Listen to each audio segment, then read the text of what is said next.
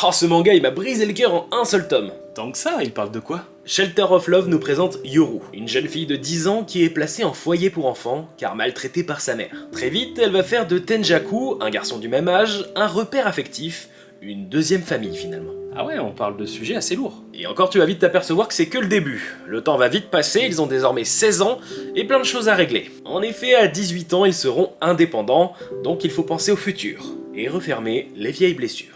Et j'imagine qu'ils ont tous vécu des choses horribles. C'est peu de le dire. Dans cette œuvre, on ressent la vulnérabilité des personnages.